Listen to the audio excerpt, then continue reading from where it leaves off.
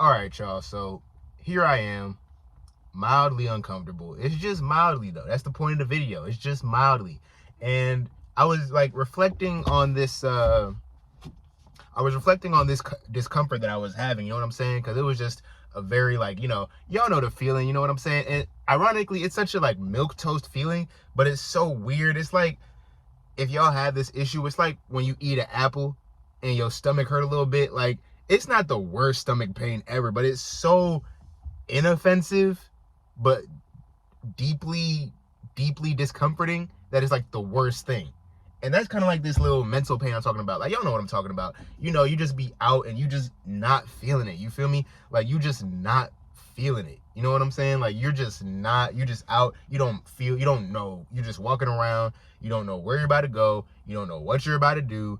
And everything just seems kind of, you know what I'm saying? Not, but more like, you know what I'm saying? It's a feeling about everything. You're just not vibing with where you're at right now.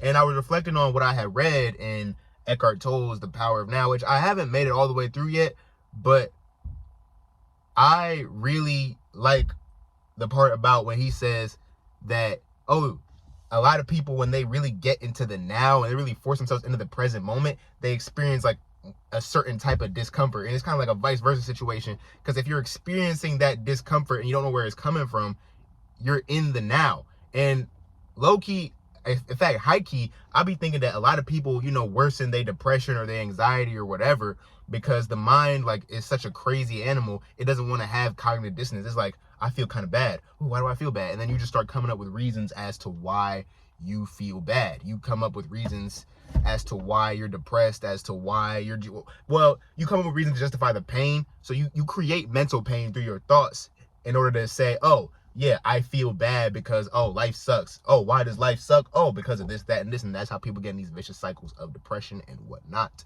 But I digress. I was just in that present moment, uncomfortable feeling, nothing was hitting. And it made me reflect on how, as of right now, I've been on semen retention for almost 1 month. Now, I know a lot of y'all damn semen retention niggas might have clicked on this video and been like, 1 month? Hey, I've been on this shit for a year, 2 years. I know it's people doing big boy numbers. I don't care.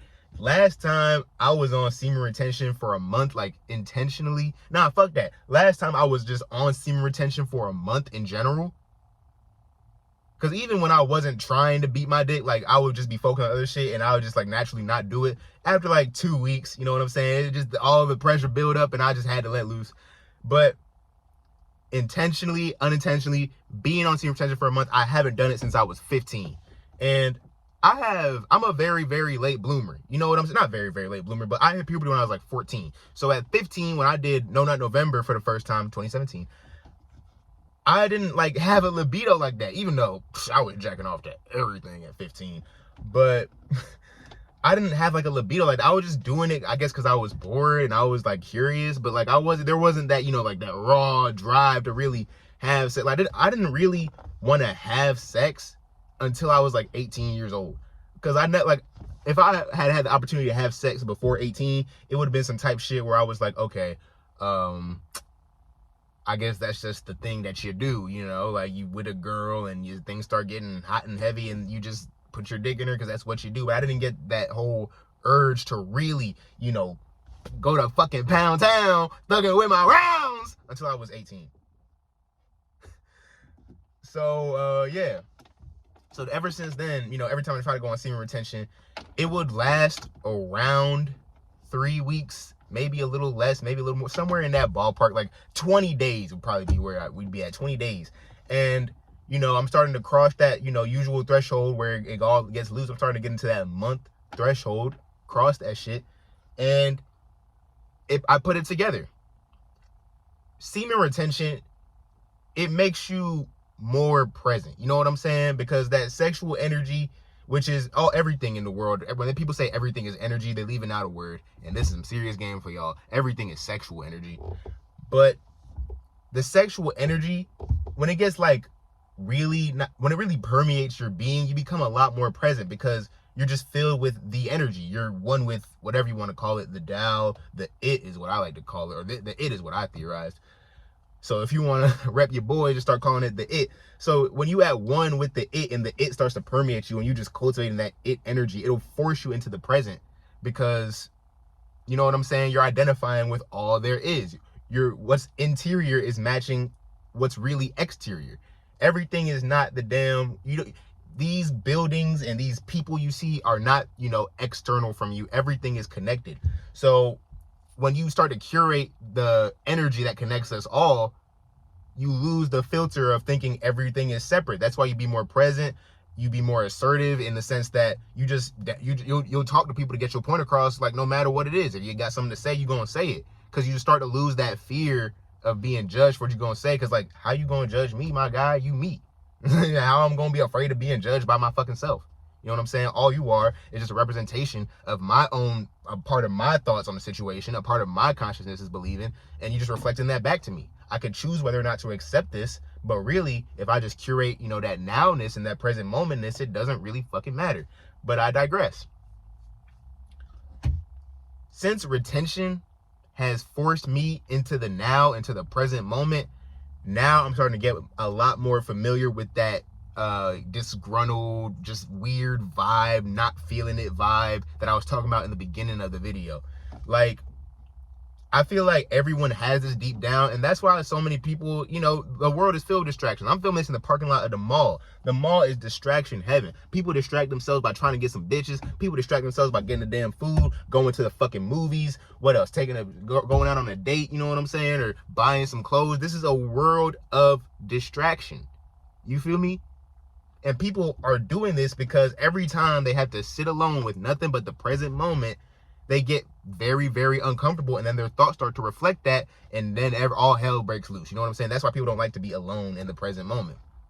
But as I've learned, as Eckhart Tolle said, to just notice this weird sadness and just accept it for what it is and let it pass, and just accept my present ideas. Because this damn video was a present idea like fucking 5 minutes ago. Well, actually, it can't be 5 minutes ago. It could be more like 10-ish, because this video already 7 minutes long.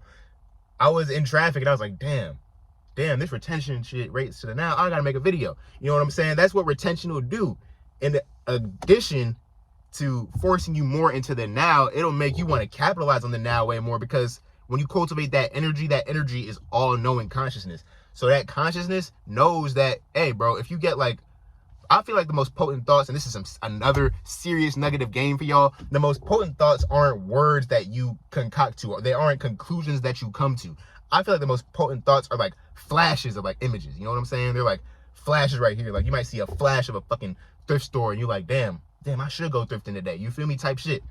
So I got like that flash of that video, and I'm like, my initial, monkey mind thought is, yeah, let me wait till it's a different day and I could probably edit the video and make sure it's okay. But fuck it, I'm gonna give it to y'all. I'm gonna give y'all the straight dope, and right here, right now, because this is the moment where this video was meant to manifest.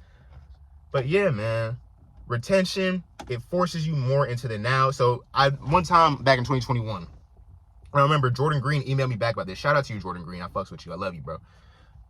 He emailed me because I was doing semen retention and I was experiencing my first like real flatline. Now, since I was 19, and I remember I told y'all when I was 18 is when I started, want to go to Pound Town, talking about my rights.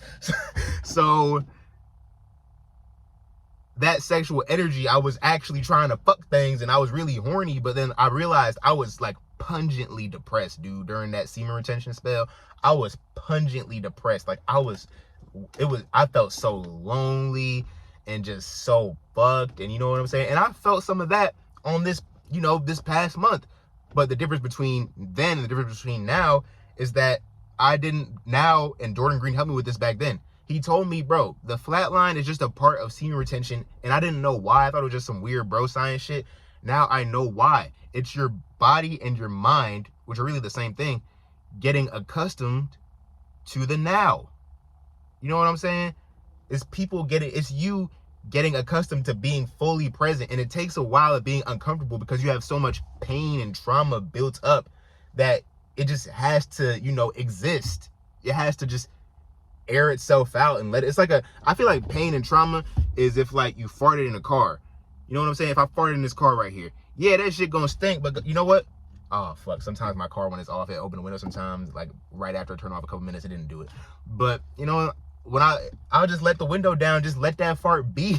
You feel me? And just let it get itself out. Let that pain, just let it be. Don't try and like, you know, because then you're only gonna bring more attention to it. Just let it out. Let it just dissipate on its own. And you're gonna smell that damn fart. It's gonna smell like hell. You're gonna hate it.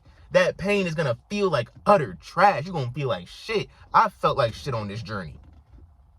But I just let it live. And you know what? The more that happens, guess what? I hate to keep coming back to this metaphor, but this is a present moment ass video. This is the only one I can use, and it's working so far. That the farts, this doesn't apply to real life. You know, you might have actual gastrointestinal problems. I don't know. But the metaphorical farts, they start to get less and less stinky. You feel me? They start to get less and less stinky to the point where when it happens, you're just like, oh, okay. You know, it's just that shit happening, literally. It's just that shit happening, and I'm gonna just let this pain live and breathe, and I'm gonna just deal with this moment and not try to fucking extinguish it with no weed, no distractions. Because let me tell you, man, I've been having I've been sober as fuck too. Let me tell you, I've been having the urges to like start smoking weed again. I have these visions of goddamn outside, you know, waking up, having a J roll like how I used to do back in like the fall and the winter and shit. Just having a J rolled up.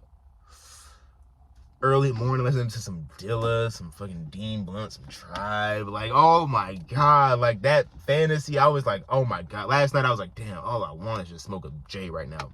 But I know I can't. Why? Because I'm on a mission right now. And even though this shit don't matter in the end, I want to prove something to myself, and I want to achieve something with my mind, and I want to purify my mind. So that's just my goal. But that shit would, you know, if I started smoking weed again, that would take me out the moment. That would extinguish the pain. But what really extinguishes the pain for good is when you learn how to sit with it, and then slowly it just stops being such a presence. You know what I'm saying? So in short, Flatline is semen retention forcing you into the now. You're not used to the present moment. Nobody is. We've been conditioned not to get used to it. So when you begin to get acquainted with it, it's so strange because you're used to being constantly, your every impulse being satiated. When you just have feelings just out and they feel bad and they're not being like stomped out rapidly, you're just letting them live. It's a strange experience, and it's painful, and it's hard, it's difficult to deal with. But when you just sit with it, you're gonna realize, like I said in the beginning of the video, it's milquetoast as hell. It's not that bad. It's just a feeling, and you can live with it. You can sit with it. You can breathe with it. You can breathe through it. And you can talk about it in a YouTube video. I hope this video helped y'all. I don't want to be rambling and keep y'all on here too long. Make sure to like and subscribe. I love y'all niggas, and I'm out.